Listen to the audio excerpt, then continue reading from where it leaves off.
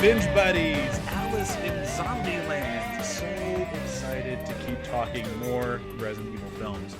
To do that this week, we brought on the same cast of characters from last week, but you know, they're ever evolving nicknames. We have Mr.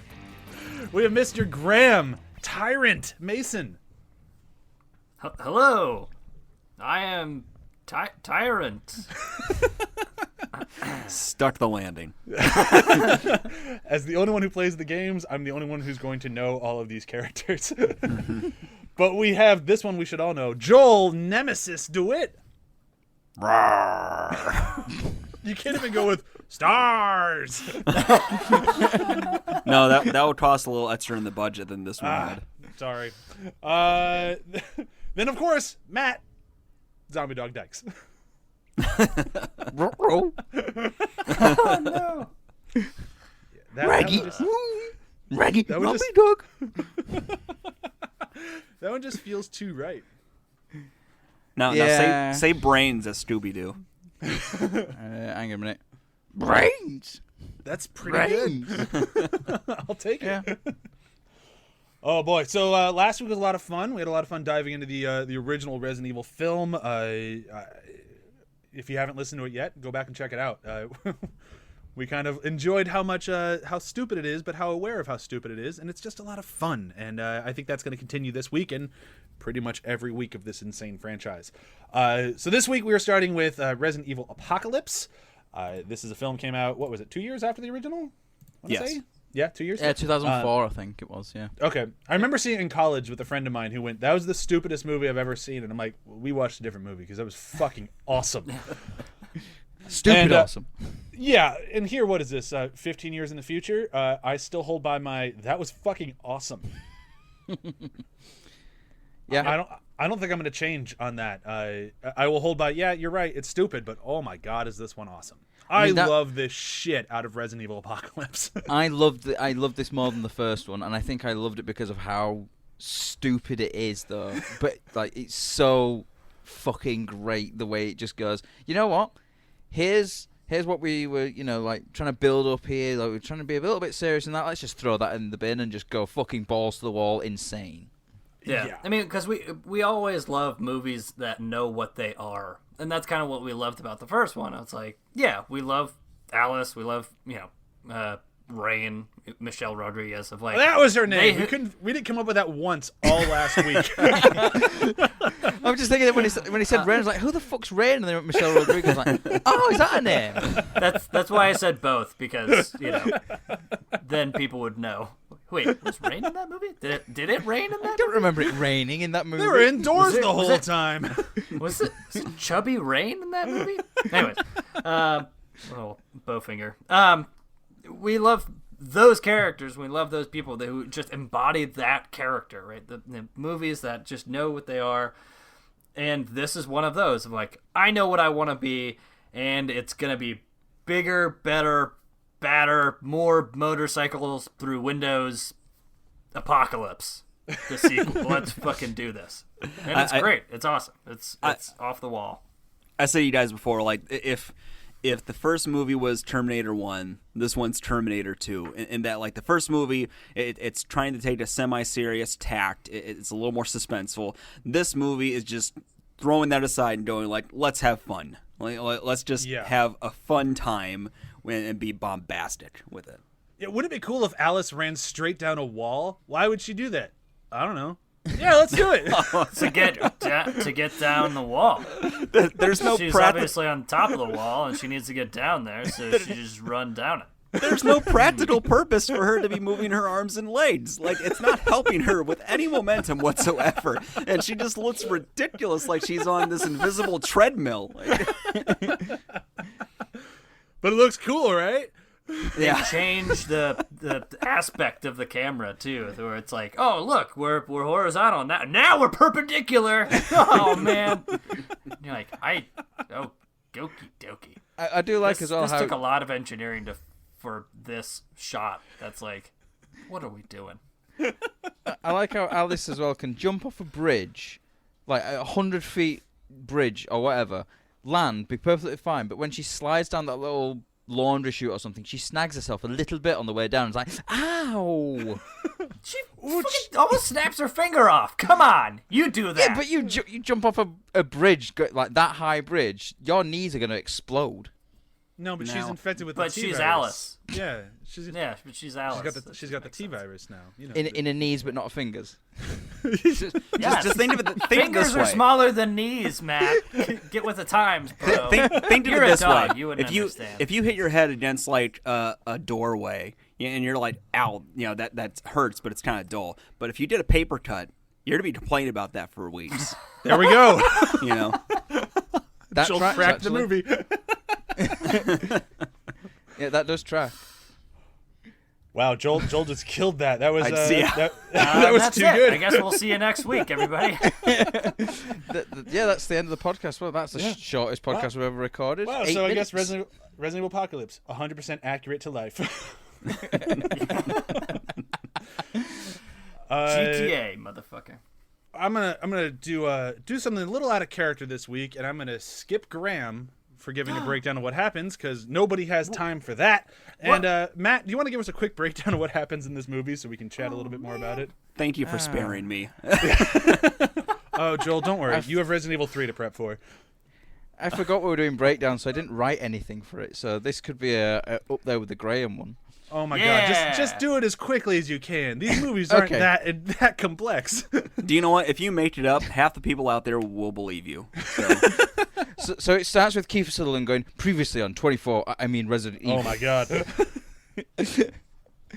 And we see like flashbacks from the first film, and then we see the end of the first film again.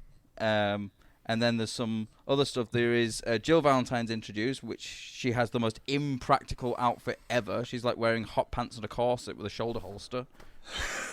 Hey, it just makes sense, you know?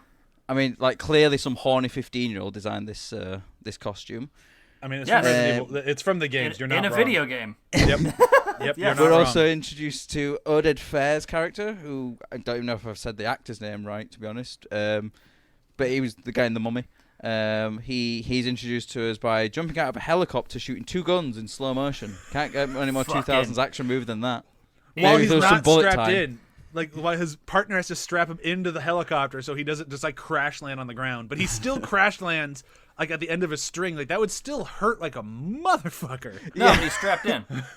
It's fine. Yeah, can you imagine that? Like, you're strapped in. Like, that's going to dislocate his shoulders. That's going to, And his head would just Break your smack on the pelvis. ground. Like, he only stopped like a foot off the ground. He just would have gone thump. It would have been Gwen Stacy all over the place. Yeah. Yeah, instead he does a Tom Cruise Mission Impossible stop. I mean, it looked badass. It does look badass. Like, I mean- diving through the air, shooting 2 guns, you're always going to look badass. I feel like Alexander Witt at the end of every, like, producer meeting was like, this doesn't make sense, Alexander's like, yeah, but it looks badass.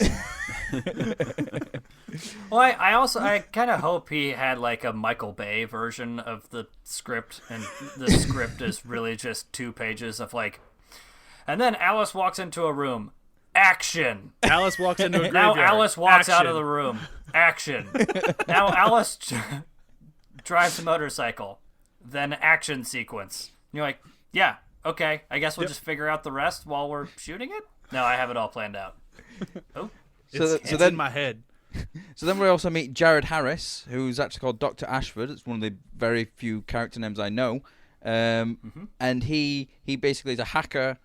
He hacks into a system by Googling how to hack or something like that. And that works.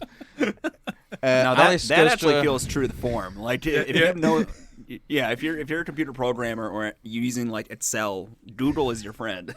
That's true. Oh yeah, I work in IT support, and 90% of my job is Googling. 10% of it is telling them to turn it off and on again. Yeah, just the paragon of real life. Yeah. And just pretend that you knew it the whole time. Alice goes to a hunting store and gets, among other things, like a thinly strapped vest, which is, okay. A mesh shirt. Don't forget about that. A mesh shirt as well, and a load of guns that she rides a motorbike up a ramp that was, like, for some reason there was this church where there was a ramp leading up to the stained glass window that she rode the motorbike conveniently up. I can explain this, and we'll get there. Finish your breakdown, but I can explain how that happens. Is it she looks hot?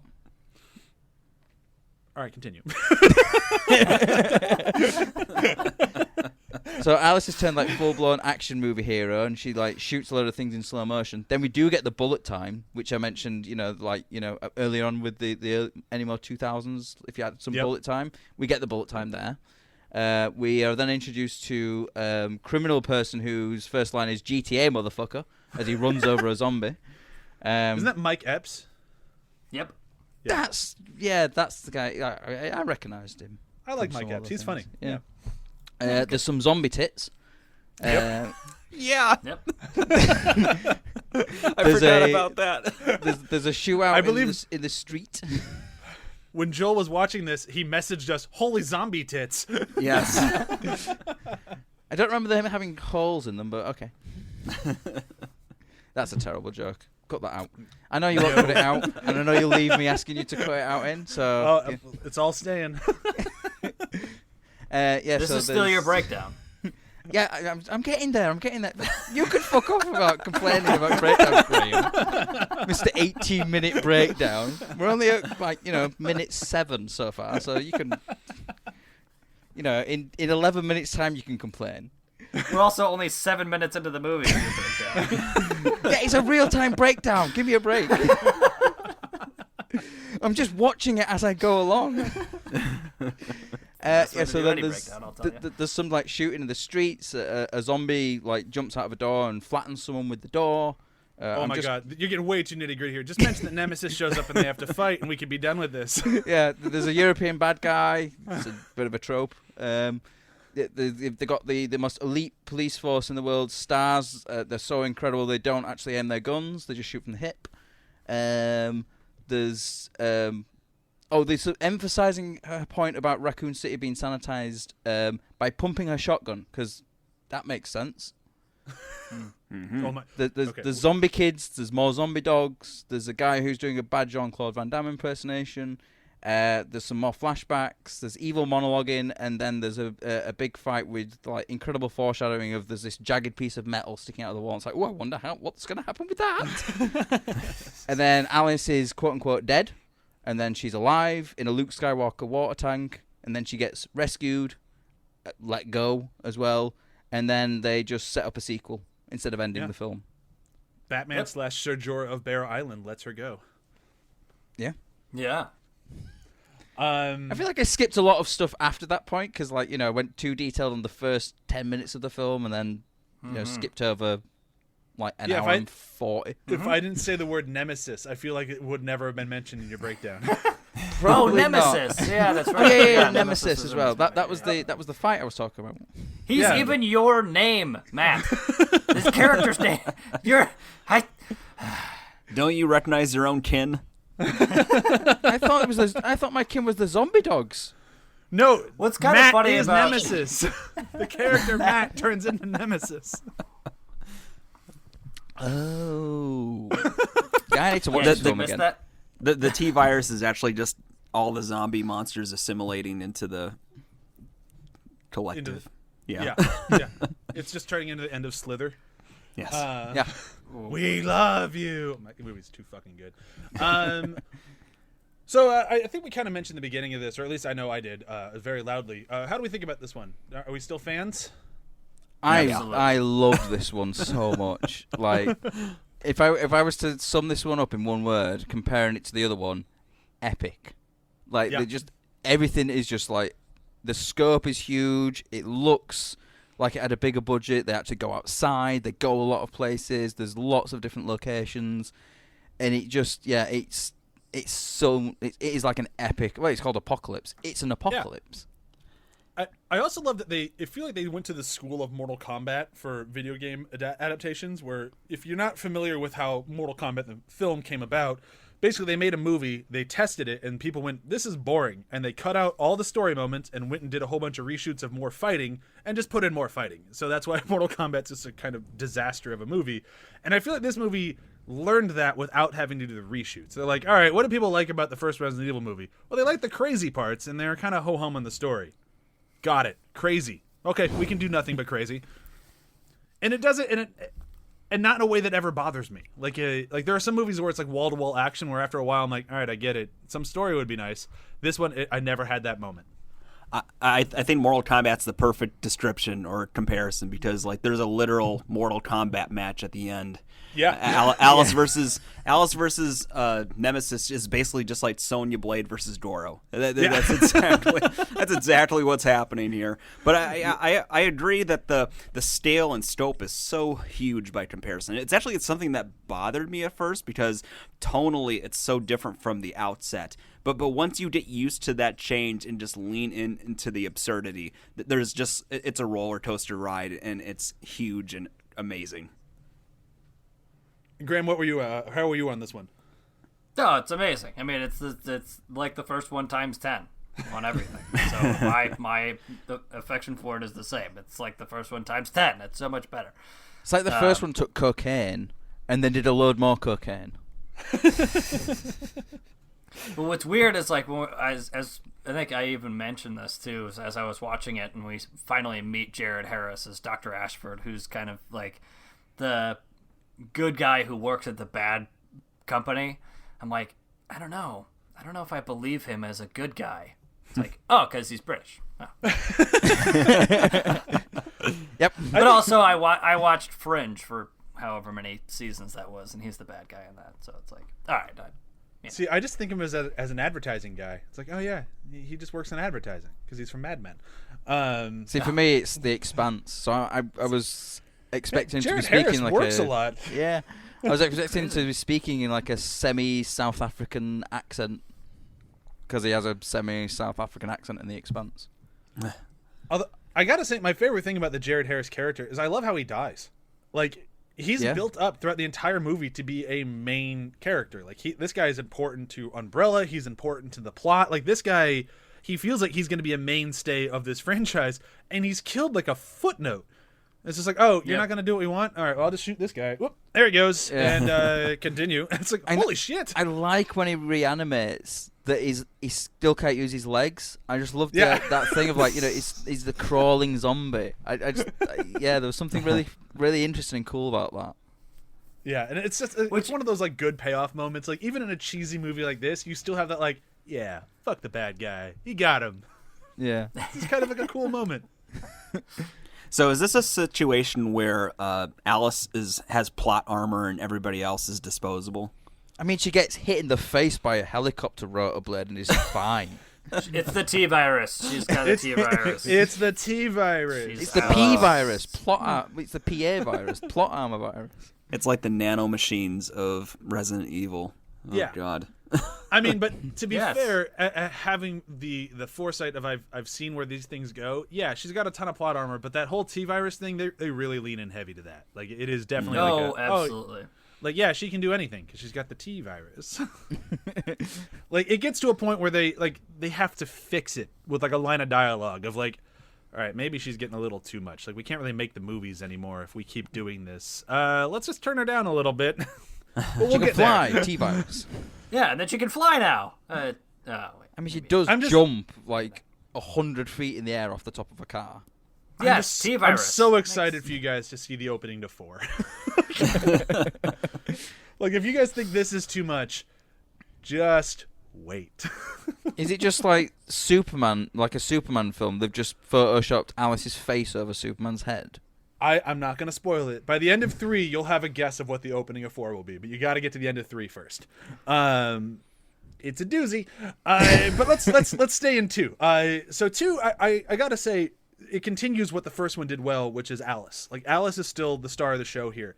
And as much as I love Alice in this thing, and as much as I love this movie, because it does do everything to 11, I do have a few more complaints.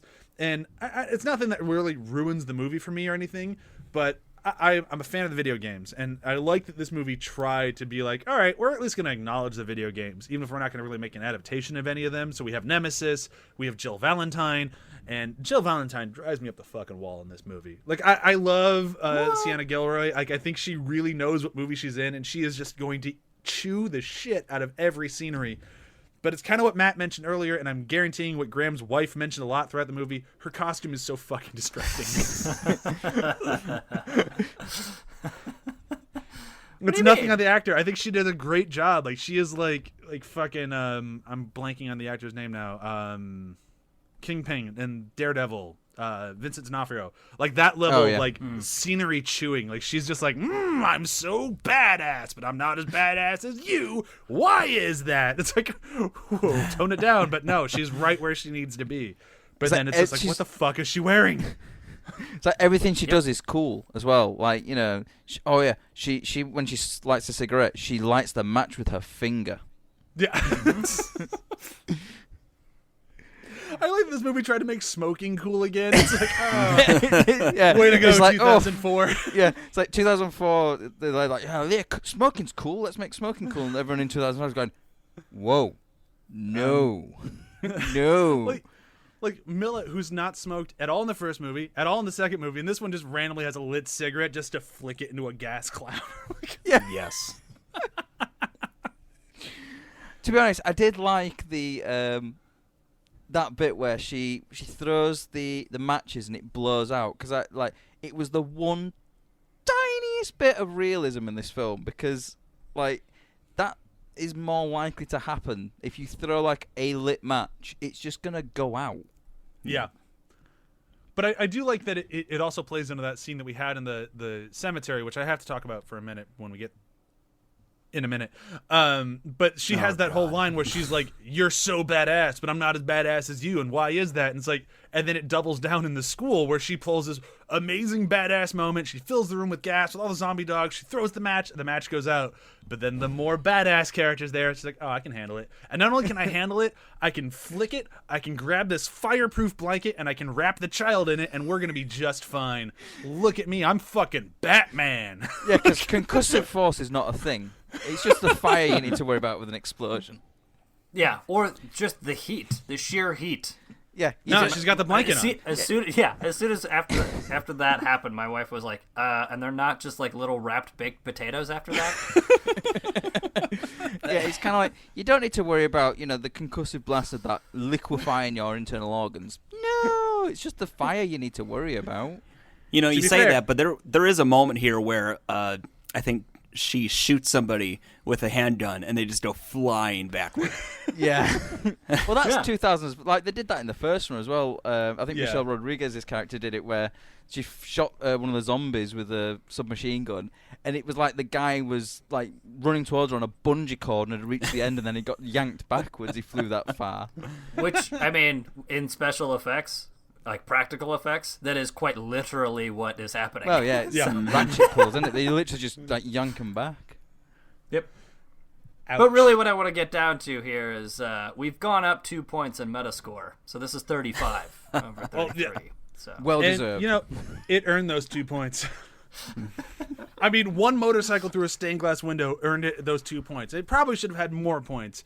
But that scene, like, I'm sorry, it's very 2000s, but it's very fucking cool. Like, I've mentioned this scene so many times to so many people. I'm like, no, motorcycle through the stained glass window. It's fucking awesome. I don't care if it's stupid. It's awesome. Yeah, like, I'm not disputing that at all. It's cool. And then it's even cooler because she then launches the motorbike at the two things and then blows it up with like shooting bullets through the petrol thing, which again doesn't actually blow things up.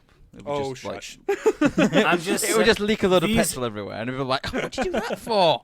It's the umbrella bullets. The umbrella bullets do what you need them to do. That's right, yeah, they're umbrella bullets. Yeah, I forgot. The umbrella bullets have C4 in the inside of them. But that introduction in that section, like, it is big and stupid and amazing, but it also weirdly informs things, like, because you haven't seen her in a bit, and when the last movie ended, she was sort of like a hardened person, but not like a superhero. You know, she wasn't Black Widow, and here she actually, you know, it shows how she has grown and developed without actually showing the through line, right? I mean, she makes Black Widow look like Professor X, in all honesty. But it does speak to the larger thing of like what Joel mentioned last week, where he's like, this first movie does a lot of telling and not showing, and the second movie, it's not perfect by any stretch, but it does do more showing than telling. Like, it does actually, like, all right, so we're going to show how much Alice has grown, not by her going, my name is Alice, I have all these powers, I could throw a motorcycle through a window if I wanted to. Like, it's like, no, she's just going to go do that, and you can see that she can do it. And you had this room full of, like, all these normal humans who are being terrorized by these lickers, and she shows up and takes care of all of them, just like, no problem. And she kind of looks around like, why were you guys having problems with this? Did you not see how easy that just was? Yeah. Yeah. Oh, are these guys in your way? It's like the Are they shotgun annoying? moment. Like if she just points the shotgun at its head, it's just like, pfft, it's just like, yeah, it's a wagon down, bitch. But again, like, Milla is just so good in this role. Like, she sells every moment of that. Like, if she wasn't into this wouldn't work, like, at all. Yeah, she's Oh, yeah. she's loving it. You can tell. You know when you watch a film and you're just like, they had fun making this. You can tell that she had a blast making that. And I kind of feel like she's the kind of actress who would be like, yeah, I want to do as much of the stunts as I can because this is the fun stuff. Like, and you can just kind of see that whenever she's doing any action bit, she's having a blast doing it. Yeah, it's kind of like I said last week. Like, she will keep me invested in each one of these movies. Like, I'll watch almost any Milla movie at this point because, especially when she works with her husband, they're very rarely are they good movies, but they're always fun, and you can always tell how much fun they're having making them. And I think that always kind of comes over to the audience, where you can sit there going like, wow, this movie's really stupid, but I don't feel like I wasted my time. No, I mean she has a range of emotion in her acting too. Because there are those segments where like she is trying to basically out and kill the guy because she sees he's been bitten and trying to cynically tell them like, no, you'd either have to kill him now or kill him later, and it's to be harder later. And then there's also the moments where like later on when she's having the sort of recollection of things and she's going through this sort of existential crisis at the end of the movie. You know, she sells that just as well. Yeah. I've always been Camp Milla, and I'm always like, she should be a bigger A-list actor, and it's like maybe this is not her wheelhouse, but she's still great at what she does. She can lead a film. She can lead a film quite, like she can lead an action film quite capably. And Like, she's leading all right, action it's- films in the time when they said women can't lead action films. Like, Yeah, exactly. Milla was one of the first, if not the first. Yeah. Like, I know Angelina Jolie gets a lot of credit because she did like Salt, and she did Mr. and Mrs. Smith, and she did a lot of great action films. Tomb Raider. Tomb Raider was, it was a movie. Now that's one we did see in theaters together, Brian. Oh, that's true. Yeah, that's another 2000s side boob movie. Yep. What was with the Front 2000s boob. side boob? I think there's just like, how much boob coverage can we get away with showing? Things just weren't as titillating back then as they are now. Oh, It's weird, isn't it? Like you went from like the 80s and 90s where they were like, you fucking 90s, you got full blown, I've got nothing to Vacation. hide, officer. Oh my god. And then you're like 2000s, it's like early 2000s, like we'll only just show the side of the boob, but it's not rating. Just the side of the boob, it's fine. Tasteful breast. Yeah. Yeah. And then you go to like now where it's like it's fucking on screen all the time. God, I don't remember where we were. No, I think Side that was boob quite a hole. derailment. I apologize. Let's talk a little bit some of the other characters, and with that we can kind of talk a little bit about its faithfulness to the video games, because this one actually does more so than the first one really try to tie into the video games. But some of the other characters, like Oded Fehr, stays around, I think, in at least part 3. I'm not sure if he's in part 4 as well, but he does stick around for the next one. And he is just another one of those like guys where I'm like, I don't know why your career isn't better. Like, you are just, I mean, he has a very successful, very good career. But the guy, he's a good-looking guy. He's a good actor. He's charismatic, and I loved his role in this thing. I like that he was one of the guys who got bitten, who got to get cured. So like, it gives him a little bit more depth and like a little bit more like stakes in the actual movie. I think they did a really good job with him, and I think that guy, kind of like Milla, knew what movie he was in and just kind of stuck the landing. But the thing about him in this movie and every movie he's in is he's one of those guys who doesn't know how to phone in a performance. Like, so he's in Resident Evil Apocalypse with stained glass windows, running down walls, horrible zombie effects, just the worst zombie effects in like any zombie movie. But he's just having a blast, and he's doing great with I forget his partner's name, but the guy who eventually dies, Nikolai, I think it was. Yeah, Nicola, bad Jean-Claude Van Damme guy. Yeah. But they're just having fun. They're chewing the scenery. They're doing a great job, and it shows on screen how much fun they're having. Kind of like how we mentioned last week, and it's just like it's just a good time. But when it comes to video game characters, he's not in the game. So Jill Valentine is in the game, and I mentioned how her costume frustrates the hell out of me, but I think the actor did good. But what do you guys think of Sienna on this one? same. Where I think she nailed it. I think she got all the ridiculous moments. And like competing but not competing with Mila, Alice in this, and then the costume is exactly as the costume should be from the video games, though it is completely ridiculous. And of course, it was the first thing that my wife was like, "Oh, come on!" If Alice is Goku, then Jill Valentine is Vegeta. Along with Dang. even the form-fitting outfit comparison. But yeah, for me, it's like Jill Valentine was that character that I think if it would have genuinely think if it would have been a different costume, I probably would have taken it more seriously a little bit.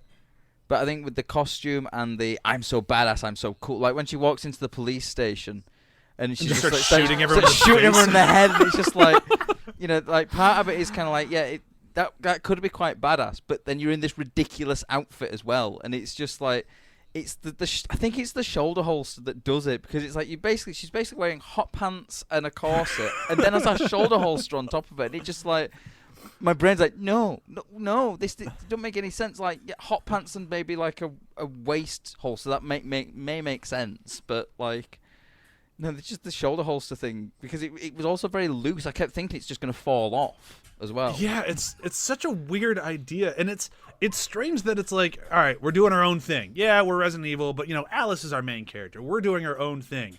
But we're also going to bring in Nemesis and Jill Valentine, and they are going to be 100% faithful to the games, and we're not budging on this one. It's like, are you sure? It's a weird line in the sand, isn't it? And that's exactly how I explained it, to where it's like, they literally just took these characters out of the video games and then put them in this movie, and that's it. I'm pretty sure what happened was that there was two sides arguing both sides, and then the one side was like, look, you had Alice running around in a nightgown all the movie, and then they won. I mean, that's fair. Although, we didn't mention it last week. Did anybody else watching the first movie go like, why is Alice dressed as Ada Wong? Am I the only one who thought that?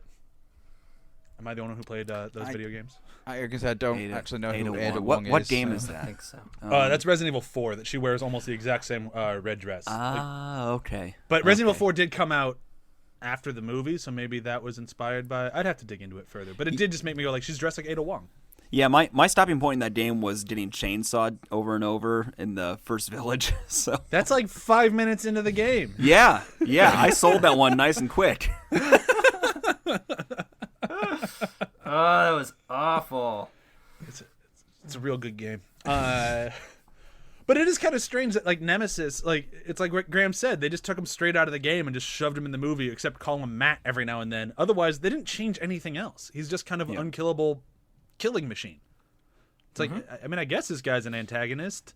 Like, we should probably throw in a British person to even us out, because this guy's not going to be enough to carry the movie. Well, he's bulletproof, but he's not knife-proof or sharp edge proof.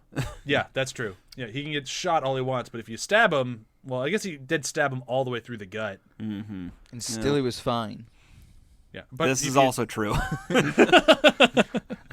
Yeah, he was mostly just inconvenience. He's like, oh, I can't move. Are you dead? Nah.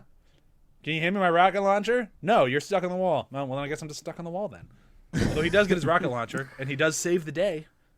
Yeah. Because somehow very Alice true. gets through to him, which makes no sense whatsoever, but fuck it, who cares? T-Virus. It's because T-Virus. he's got that human eye still, and that's how you know that they're getting through to someone, is when they have a close up of the eye, and it's like, oh god, yeah, he's still got a human eye. Oh, Yeah. I'll appeal to the human eye. Or if you're playing Resident Evil, you got to shoot the human eye with a rocket launcher, which is essentially what happens here. Like, I do like they brought in the rocket launcher to finish the level, because that is a very Resident Evil game thing. You finish every boss fight with a rocket launcher. So I'm like, oh, that's kind of a cool nod. I swear to God, though, that rocket launcher appeared out of nowhere the first time he pulls it out. I'm like, so you go in video game logic where he's pulling it out of his ass, literally. Yeah.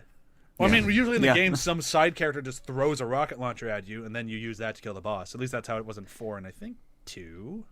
I don't remember. It's been a minute. Let's talk best kill. Best kills in this thing. Joel, you haven't gone first yet. Why don't you go first? What was the best kill in this? Sorry, I have to steal the easy one. The motorcycle sequence. It peaks so early in this movie, and then you think like, nothing is going to reach this apex, and you're kind of right. But like, there's still great moments, but they really peaked early with that. Yeah. I'm gonna go with my best kill is it's a little bit of like a spiteful kill for me, because I fucking hate this scene because it doesn't work in its own reality of the T virus. You have to get bitten and then you turn into a walking zombie thing. You have to get infected.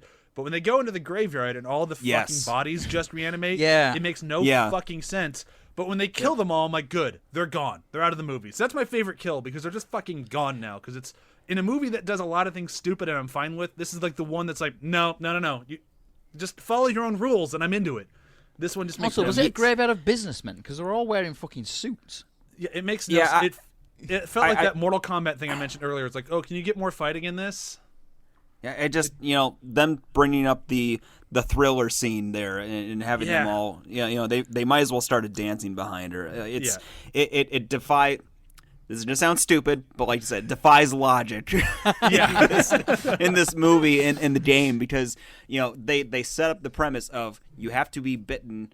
And it is a virus, and it's just something that happens to living people. Not like, Grandma Mildred in the ground for a decade now. It just doesn't make sense. Yeah, it's the Resident Evil logic. It's not Return of the Living Dead logic. Right. Yeah, so that's why it's my best kill, because they're fucking dead now, and we're not going to do that again. Which we don't throughout the entire franchise. Like, that's the last time we do that. So that's great, and I'm glad that it's dead and gone. They must have got your letter. Matt, what about you? So for me, it's actually the main like bad European guy. Just like the way he is dropped out of the helicopter and like lands on the floor and he can't sort of get away, and then Jared Harris's character, Dr. Ashford, is like reanimated. Again, he didn't get bit and he gets shot, but he somehow reanimated as a zombie. But he just sort of crawls over to him and they just start eating him. I just find that, it's a very satisfying death, is that? It really is. Graham, what about you? I mean, all of those. But also, talking about peaking early, mine was not Alice, but just the best thing in this was the peaking early of the helicopter jump dual wielding pistols. Yes. It's like that's one of the first introductions that we get in this movie, and you're like, yeah, I'm fucking with this. Whatever this is. That's how you introduce a character. Yeah.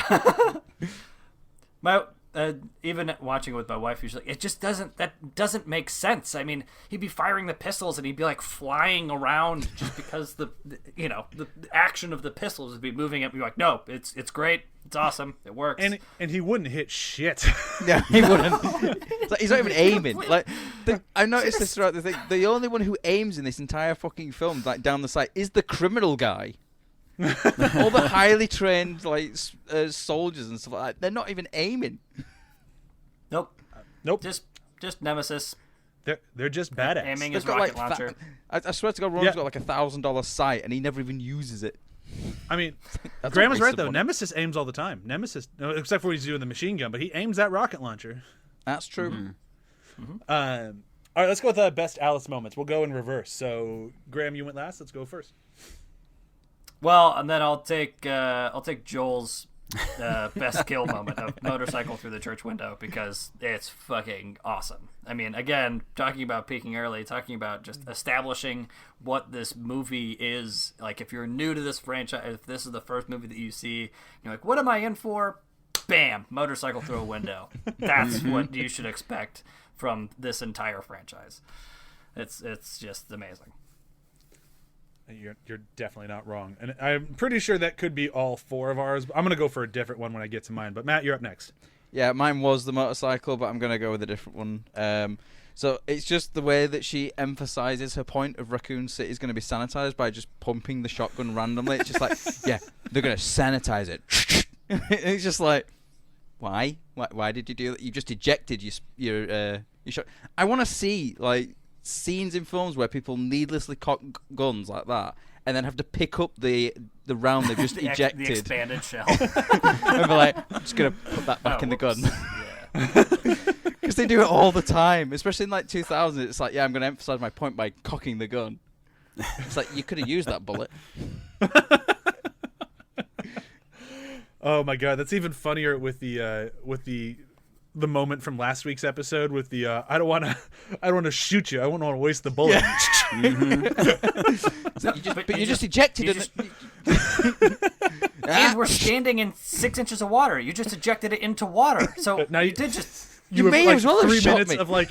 It's like a scene like with like somebody lost a contact. It's like, oh, I lost my bullet. Somebody help me look.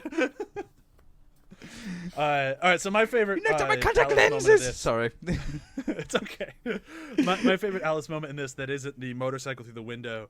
I'm gonna go with the final fight because it made me like I'm getting really excited for Godzilla versus Kong and the idea of let them fight. And that's kind of how I felt at the end of this movie because like when the one guy's describing, he's like, well, we need to figure out which T virus is stronger, you know, because we infected him this way, we infected her that way, and we're going to fight, and whichever one's stronger, that's what we're going to do from now on. And it's like, so they square off, and it is like that Mortal Kombat moment, and just like, the fight is just ridiculous and stupid, but it's just a lot of fun, and I dug it. Oh, and there's that moment early on where she's like, I refuse, and then he just shoots the dad. now do you care? Like, he was like an important character. Like, yeah, he was important. And I don't even care about these people. Yeah, that line is so good. Like that, the bad guy, like that was Umbrella's most important asset. I don't care at all about the rest of them. Maybe you should fight. Would you like to reconsider? I just Let's think take it back to one. I feel like that fight should have had the health bars from Mortal Kombat and Street Fighter Yeah. at the top of it, though. Yeah. And then ended Joel, with what a about KO. I think mine. Bryan, you chose one of my options. Just I love the end of that fight where she like jump kicks him 3 times to get him into the actual spear. But I think mine is still the Alice rappelling off the side of the building with the air run. You gotta get that momentum up. Oh yeah. Oh, yeah. You definitely need momentum when you're using gravity. I mean, I don't think we've actually covered it much in what we've talked about so far, but like this movie kind of ends twice, right? So we have this and like after that big fight, and they all do. Early so far, they escape and everything's fine, blah blah, and then we get into the later half. And another great Alice moment is when after the tank, you know, who she finally remembers who she is, and she kills the guy with the pen and like all this other shit. And then just like the random, it seems like kind of just like security guard beat cop is like, I've got her. I've got a taser. And tases her, and she just stands there staring at him, rips the taser out, tosses the taser back at him, and he dies. I mean, we have to just mention that. That's an incredible moment. Moving into the third movie for next week, we also should mention this one does end with her using mind powers to just melt a dude from the inside. Oh yeah. I forgot about that. She has mind powers now. T-virus. Yeah, T-virus, man, gives you mind powers. But those mind powers actually are a very important part of the third movie, so we probably should give them at least lip service here. Like they do come back. So maybe I was wrong. Maybe she's not Black Widow. Maybe she's Professor X. There you go. She's like if Professor X and Black Widow had a baby. There we go, and it fought zombies. Alice. Can you just say Jean Grey? Yeah, she's not Phoenix. Let's not go crazy here. She's not going to eat a planet. Well, not yet. Not yet. I mean, her powers are getting bigger and bigger and bigger. She might get very hungry. That is fair. All right, I think that's it for Resident Evil Apocalypse. 2 movies into this franchise, and I gotta say, I love the shit out of it. I'm so excited for week 3. Week 3, a little bit of a preview there. This one, it's a little bit of a tonal shift. This one is definitely, if the other one is called Apocalypse, this one takes place, this is rather post-apocalyptic. And it's a doozy of a film. This is one of the first times that I ever talked to my wife was about this movie, and she recommended that Graham and I go see it in theaters, and we did, and we're like, I think Chewie might have been wrong about this one. But after many years of having to watch this, because it's my wife's favorite one, I got to say, this one has really climbed the ranks for me. I think 3 is a blast. It is a very different movie than 2, but it is just bananas and fun, and has some of the weirdest tonal like missteps I've ever seen. You'll never find a less excited hooray from a crowd than you will in part 3. This is Extinction. Yeah. Okay. Well, we go up in Metascore again. Oh, 41. Whoa! Stop Yep. the presses. We Yep. got a winner. So I'm really excited for next week. I highly recommend you watch it before we dive into it, because obviously we're not going to do a whole bunch of a breakdown on these things, so we don't want to get you too spoiled. But if we do, Yeah, Matt. you're not missing much. Don't trust my breakdowns, because I'll give you a detailed rundown of the first 10 minutes and then skip over about an hour and 20 and then just like including the main antagonist. Oh of wait, the there film. was like a bad guy in this, right? Yeah. It's not. That's not important. Not important. No, it wasn't important at all. Yeah, European Euro trash bad guy. It's fine. Cannon fodder. That was his name. Well, yeah, rocket launch fodder. Yeah. It's Dr. Cannon Fodder, actually. He earned that doctorate. Yeah. Pretty good. All right, let's do a quick round of plugs. We're going to say goodbye. For this show and every other show on the ATH network, be sure to check out athpod.com. We're all on Spotify. We're all pretty much anywhere you can get podcasts. We're still in the middle of Sion Sano month. It's hard to say fast. Over at Behind the Hype, we've done now, I think this Thursday will be Tokyo Tribe. And then next week, I believe, is... Actually, I don't remember what next week is. It's another Sion Sano movie, believe it or not. Not Love Exposure. It was going to be Love Exposure, but then we found out Love Exposure is 4.5 hours long, so we're not going to do Love Exposure. Wow. But speaking on behalf of Behind the Hype, if you are not watched any Sion Sano films, I highly recommend pretty much anyone you can get your hands on, which is not always easy because he's a very Japanese director and they didn't all get Western releases. But if you can get your hands on one of them, watch it. It's going to be great. That's it for me plug wise, or I guess I should also plug Demon Days. I always forget to plug Demon Days, although I'm a voice on it every single week. Demon Days comes out on Wednesdays. It's an actual play podcast hosted by Jonathan Hardesty from Behind the Hype, and it's just an amazingly well done show. I can't say enough about it. Like they've been crushing it over there. Demon Days is just a ton of fun, so be sure to check that out every Wednesday as well. Joel, what you plugging? I can be found at Lolmonade on Twitter with a 0 in front. I'm not spelling it this time. Hey, how do you spell that, Joel? Joel, can you spell Lolmonade for us? L-0-L-M-O-N-A-D-E. Oh, there's an L in hey! it. Whoa. There's an L in it. That's why I couldn't find you. I'm also part of a podcast called Super G Radio. It is basically a video game variety hour. We talk about games, old and new betas, alphas, etc. And quickly, I actually started a podcast with my wife called Afterthoughts Podcast. It's mostly a book club right now. We talked through Agatha Christie's and Then There Were None. We're working on Animal Farm right now, and then we'll see where we go from there. You're going to go to 1984 after there, I assume? We might take a break from the Orwell just to keep it not too Depressing. dystopian. Orwellian? Last I heard, Orwellian is when a private company stifles your free speech, not the government. According to Twitter, Yeah. Oh my God. Ugh. Yep, that's how that works. Matt, Graham, anything you have to plug this week? Actually, more watching paint dry stuff should be coming up soon. So, Ooh, how exciting! about that? Did you guys So, yeah, shoot more thanks for stuff, or bringing that up. did you repackage? No, just more backlog. Cool stuff that we've shot before. So a couple more promos. We've got a seminar series for John Singer Sargent coming out, and then probably some more live recorded tutorials on watching paint dry on location. So I think we've got one probably in St. Louis, I think, and a couple other locations. So yeah, those will be ongoing for some time. So yeah, stay tuned. That sounds cool. Sounds good.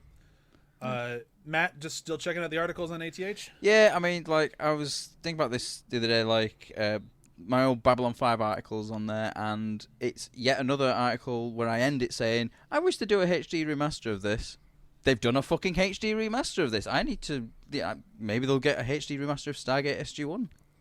Can you just say they need to do a Blu-ray or 4K release of The Abyss and in True Lies? Can you just start doing an article about that, and maybe that could fucking happen? I mean, I did say throughout the True Lies podcast I need to do a Blu-ray 4K thing, but maybe I need to write it down. I think you need to write it down because it didn't work. We did that podcast a while back, and we still don't have it. So we did it's up to you, Matt. I did the Babylon 5 article way before then, though. You know, well, these I'm things take impatient, time. Matt, so write the article so we can get them now. Well, at least you're not trying to get me to write a fucking Doctor Who article. Well, I thought that was coming. Do I need to keep asking for that? You're watching all the shows. I assume that's coming now. Yeah, but Now, I've been distracted by Babylon 5. Now, is that a fucking Doctor Who article or a fucking Doctor Who article? Both, actually. Hopefully the latter. I'm covering the Although I'm porn not sure which versions of one's Doctor Who. I mean, I'd read it. There's worse fan fiction out there. Oh, Yep. I'm sure there is. Oh, boy. You should see some of the Star Trek fan fiction. No thanks. And with that, I'm going to say goodbye. All right, thank you everyone for listening, everybody. Tune in next week for Resident Evil 3. Bye.